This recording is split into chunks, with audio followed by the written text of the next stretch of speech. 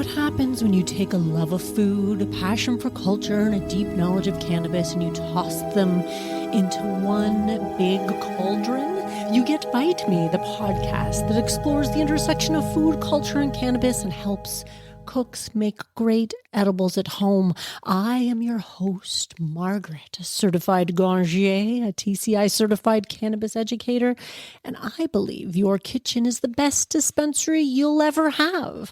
Together, we'll explore the stories, the science, and the sheer joy of making safe, effective, and unforgettable edibles at home. So preheat your oven and get ready for a great episode. Let's dive in, shall we? Hello, my wonderful Bite Me family, and welcome to a very special, very spooky Halloween episode. I'm your host, Margaret, and today or tonight, depending on when you're listening to this, I have a story to share with you. It's a true tale, or at least as true as any story can be when cannabis edibles and Halloween night collide. So grab your favorite infused treat, get comfortable, and let me tell you about the night that the high table got haunted.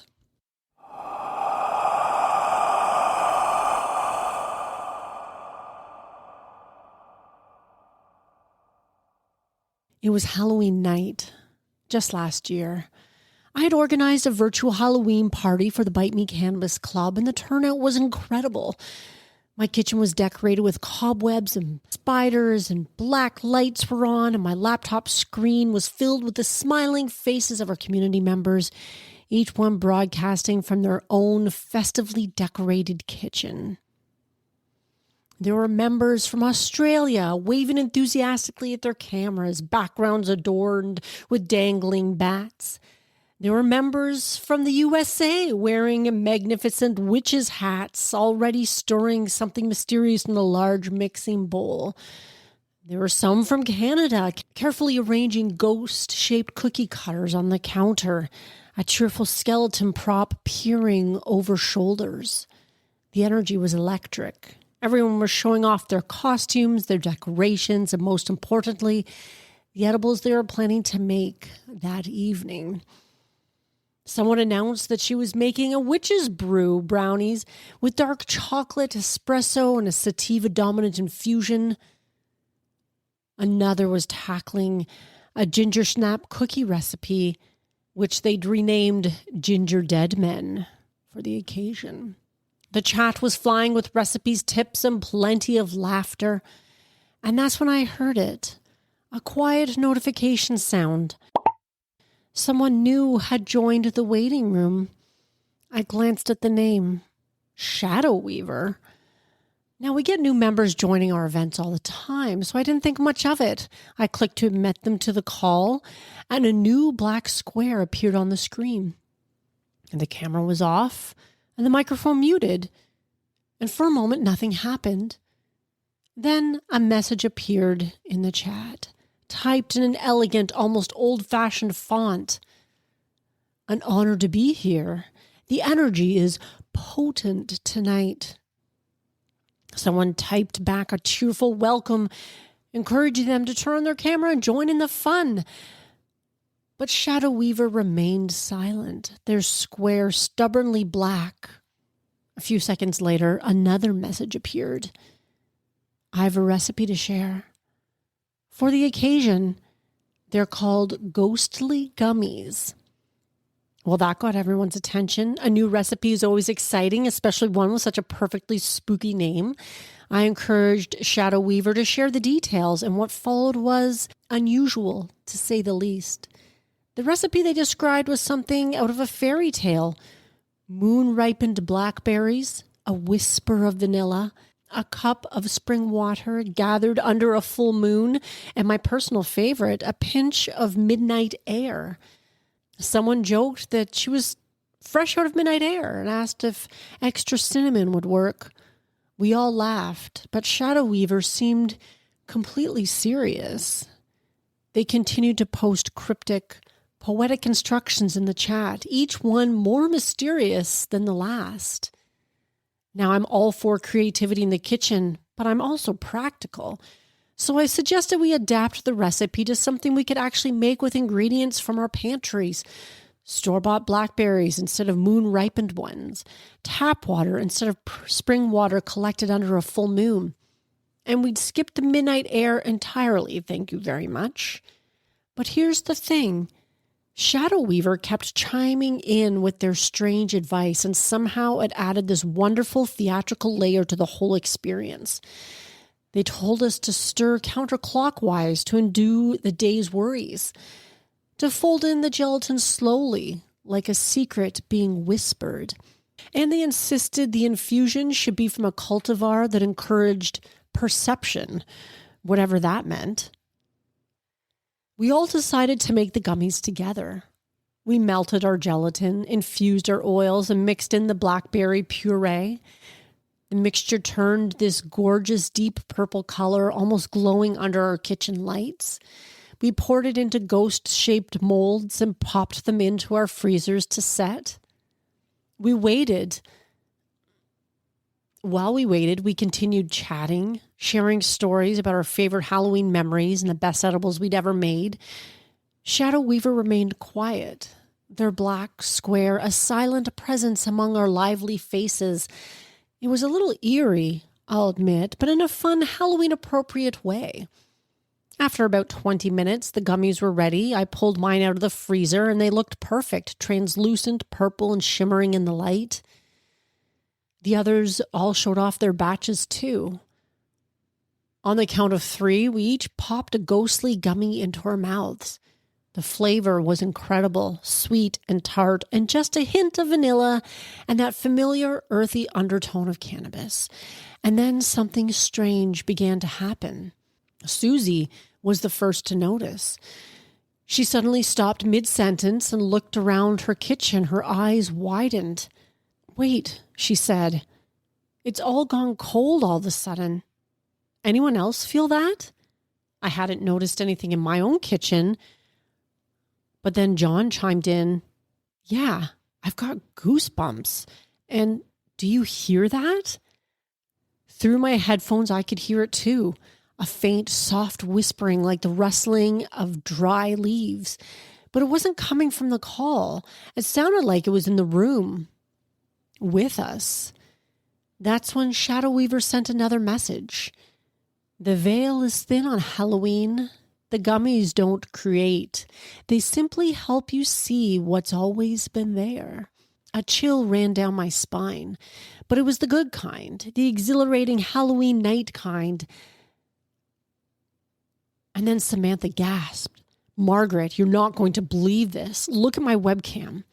I leaned closer to my screen, staring at Samantha's video feed, and there, floating just behind her shoulder, was a small shimmering apparition. It was translucent and glowed with a soft green light. It wasn't a terrifying specter from a horror movie. It was shaped unmistakably like a cannabis leaf. Before I could even begin to process what I was seeing, Susie shrieked with laughter. "I've got one too! A little ghost, a pot ghost." On her screen, another tiny glowing cannabis leaf spirit zipped past, giggling like the tinkling of tiny bells. It playfully nudged a measuring spoon on her counter, sending it clattering to the floor. John's camera suddenly showed 3 of them swirling around his kitchen like fireflies. One of them dove into his bag of flour and emerged covered in white powder, looking even more like a classic cartoon ghost. I sat there absolutely mesmerized. The others of the high table who hadn't made the gummies were frantically typing into the chat. Susie, Samantha, and John were narrating their experiences in real time, their voices filled with wonder and delight. The ghostly spirits grew bolder. They changed the color of John's Halloween lights from orange to green and back again. They danced in the steam rising from Samantha's kettle. They hid in the shadows under Susie's cabinets and peeked out from behind her spice rack. They weren't scary at all. They were playful, curious, and seemed to be made of pure, joyful energy. I couldn't see them myself since I was watching through a screen and hadn't eaten one of the gummies yet, but the 3 of them described every detail, and their shared experience was so vivid, so consistent, that I knew something truly extraordinary was happening. I encouraged them to stay calm and enjoy the moment. This was what we always talked about in the club, cannabis opening up our creativity, our perception, helping us to see the world in new ways. Maybe Shadow Weaver had been right. Maybe the gummies didn't create the spirits, they just helped us see what has always been there, hiding in the corners, waiting for someone to notice. For nearly an hour, the three of them watched the tiny cannabis leaf ghosts flit around their kitchens. They described the spirits' movements, their personalities. One was shy, another mischievous. A third seemed fascinated by the light from the refrigerator. It was like watching children discover magic for the first time. And then, just as the peak of the edibles began to mellow, the spirits started to fade. One by one, they waved tiny translucent goodbyes and winked out of existence, leaving behind only the lingering scent of blackberry and a profound sense of wonder. The kitchen temperatures returned to normal. The whispers ceased. Susie, Samantha, and John looked at each other through their screens, their faces glowing with joy. John was the first to speak. That, he said, his voice filled with awe, was the best edible I've ever had. Susie nodded enthusiastically. We have to make those again next year. I wouldn't have believed it if you hadn't all seen it too. The rest of the high table was buzzing with excitement. Everyone wanted the recipe. Everyone wanted to try it. The chat was a flurry of questions and exclamations. I looked down at the chat to thank Shadow Weaver for sharing such an incredible recipe, but their black square was gone. They had left the call without a word, leaving behind only one final message. Happy Halloween, Bite Me family. Remember, the best treats are the ones that open your eyes. Stay lifted. I sat back in my chair, staring at my screen, my mind racing. Who was Shadow Weaver? Where had they come from? And how had they known the recipe would create such an unforgettable experience? I'll probably never know the answers to these questions, but I do know this, that Halloween night reminded me why I started this show in this community in the first place. It's not just about the recipes or the chemistry or getting the dosage right.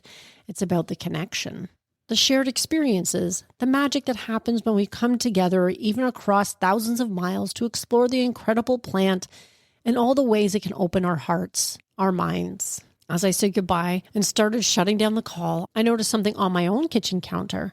One of the ghostly gummies I made was still sitting on a plate, glowing faintly in the dim light. I hadn't eaten it yet. I'd been too busy hosting the event. I picked it up, held it up to the light, and smiled. Then I popped it into my mouth. For a moment, nothing happened. And then out of the corner of my eye, I saw it, a tiny, shimmering cannabis leaf-shaped spirit, hovering just above my spice rack. It looked at me, winked, and dissolved into a final, sparkling puff of midnight air. Happy Halloween, everyone. Stay safe, stay curious, and stay high.